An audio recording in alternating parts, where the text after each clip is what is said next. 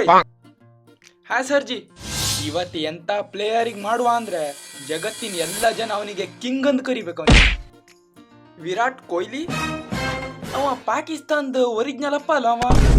ಇಲ್ಲ ಸರ್ಜಿ, ಹಂಗಾರೆ ಮಾಡ್ಬಿಡು. ಹಾ, ಹಂಗೆ ಬ್ಯಾಟಿಂಗ್ ಯಾವ ತರ ಮಾಡೋದು? ವಿರಾಟ್ ಅಂದ್ ಬ್ಯಾಟಿಂಗ್ ಸಚಿನ್ ದ ಕಾಪಿ ಪೇಸ್ಟ್ ಮಾಡಕ?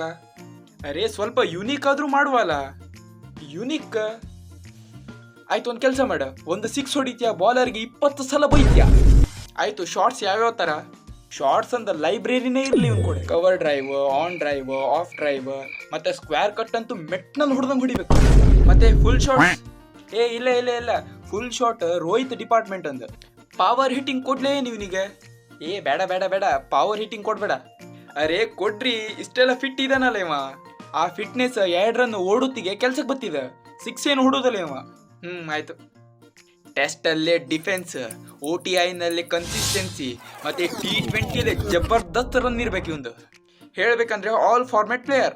ಜನ ಇವಂದು ಕವರ್ ಡ್ರೈವ್ ಶಾಟ್ ನೋಡ್ಕೊಂಡೆ ಹುಚ್ಚರಾಗಬೇಕು. ಯಾವಾಗ ಬ್ಯಾಟಿಂಗ್ ಬತ್ತಿಯ ನೋಡು 50 ರನ್ ಬರ್ದಿಟ್ಬಿಡು.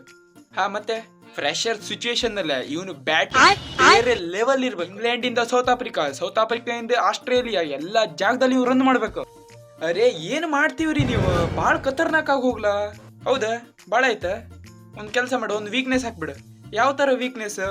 ಎಷ್ಟವ ಅವ್ನ ಹೆಂಡತಿಗೂ ಟಿಂಗಲ್ ಮಾಡುದಿಲ್ಲ ನೋಡ, ಅಷ್ಟ ತಿಂಗಲ್ ಬೌಲರಿಗೆ ಮಾಡ್ಕೋಕೊಂಡೆ ಬ್ಯಾಗ್ ಔಟ್ ಆಗೋತ್ಯಾ.